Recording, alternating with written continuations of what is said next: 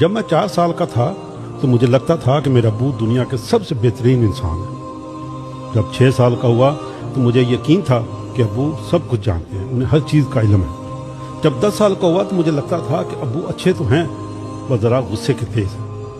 جب 12 سال کا ہوا تو سوچا شاید اب ابو پہلے جیسے نہیں رہے۔ جب 14 سال کا ہوا تو ابو مجھے اب بہت پرانے خیالات کے لگنے لگے۔ جب 16 سال کا ہوا تو سوچا ابو کو آج کے دور کا کیا پتا، انہیں کچھ بھی علم نہیں۔ جب 18 سال کا ہوا تو دل میں خیال آیا ابو میں اب برداشت بالکل بھی نہیں رہی۔ اور جب 20 سال کا ہوا تو مجھے یہ لگا کہ ابو کے ساتھ رہنا مشکل ترین کام ہے، اور حیرت ہوتی تھی مجھے امی پہ کہ امی بیچاری کیسے نبھاتی رہی۔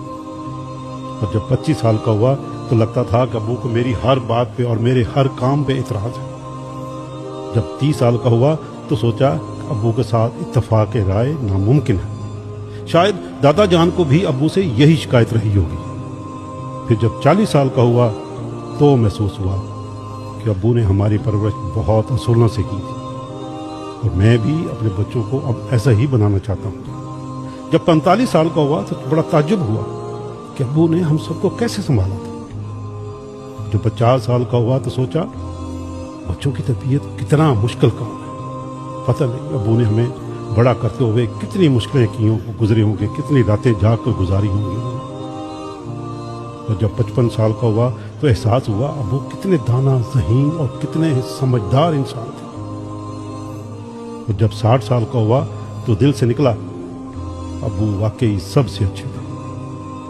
دوستو 56 سال لگ گئے، لیکن زندگی نے گھما کے وہیں لا کھڑا کیا جہاں سے سفر شروع ہوا تھا، کہ میرے ابو سب سے بہترین ہے۔